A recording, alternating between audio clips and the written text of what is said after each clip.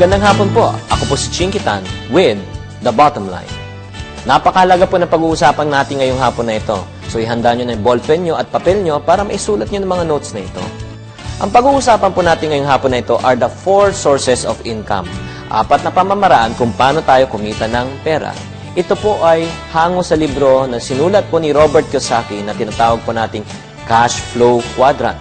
At siya rin po ang author ng librong Rich Dad and Poor Dad. So number 1, source of quadrant or source of income ay tinatawag nating E. E stands for employment. Tayo po empleyado. We work 9 to 5 and then we get a salary a 15 at a 30. Ano kagandahan ng employment? Fix po ang income.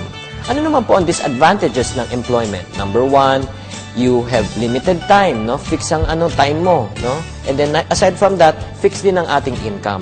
Ang problema, ang gastusin naman natin, hindi naman fix. So may mga iba nagkakaproblema to make both ends meet.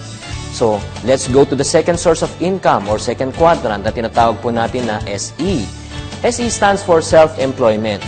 Ika nga, you're a professional. Just like you're a doctor, you're a dentist, you're an actor, you're in sales. Insurance sales agent, real estate. Ang kagandahan po dito, you own your own time. Flexible ang iyong time, hindi ka tali, just like employment. Ang income, unlimited. May mga ahente nga, di ba? Yumayaman, nakakabili ng bahay, nakakabili ng lupa, sasakyan. Kasi ang laway lang ang puhunan.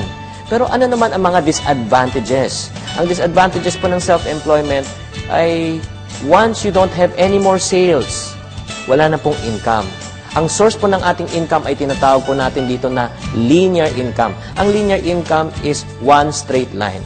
When work stops, income stops. So, third source of income, ang tinatawag po naman natin mag-business. B. Maganda pong magnegosyo. Dahil number 1, unlimited ang income. You are your own boss. You have your own time. Ano naman po ang disadvantage ng mag-business? Number 1, napakalaki ng kapital. May risk. Kailangan magpautang. Ang problema pa, minsan, kung nagpautang ka, kung sisinginin mo sila pa ang galit.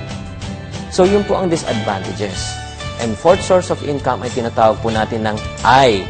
I stands for what? Investment. Ang nung kaganda ng investment? Investment, you allow money and time to work for you. Bibili ka ng bahay at lupa. Or let's say you invest in the stock market. Put your money in the trust fund on time deposit. Kahit di tayo nagtatrabaho, yung pera na linaan natin o ininvest natin kumikita para sa atin. Ano naman po ang disadvantage ng investment? Ang disadvantage naman po, may risk. Minsan, you make wrong decisions like in the stock market. So, we have to remember that there are pros and cons to everything. Kaya napaka-importante kung gusto natin magkaroon ng time and financial freedom. No? Ano dapat nating pasukan? Mag-employment, self-employment, business, and investment. As much as possible, we get our income from 4 sources. Pero karamihan po ng mga milyonaryo, karamihan po naging successful ay nasa business at investment. Pero 90% po ng mga Pilipino ay nasa ang quadrant? Nasa employment and self-employment. So, we should make an extra effort na pumunta tayo sa business at investment. Magnegosyo, katulad na sinabi ni Senator Manny Villar, mag-entrepreneur tayo. The bottom line is, if we want really to gain financial freedom and time freedom, we need to go into business, we need to invest. So ano again yung 4 sources of income? Number 1, employment. 2nd, self-employment.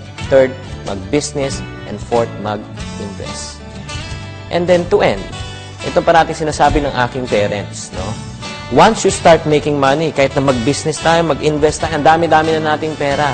Pero kung hindi tayo marunong mag-ipon, magtipid, at mag-save, wala rin pong halaga ang ating pera. Always remember, pag walang piso, walang 100. Pag walang 100, walang 1,000. Pag walang 1,000, walang 100,000. At pag walang 100,000, wala rin milyon. Ito po si Chinkitan. Maraming salamat po. Pag-uusapan po naman natin yung ways to increase our cash flow. Paano po madagdagan ang ating cash flow, yung pagpasok ng ating pera. Maraming salamat po. Chinkitan, The Bottom Line.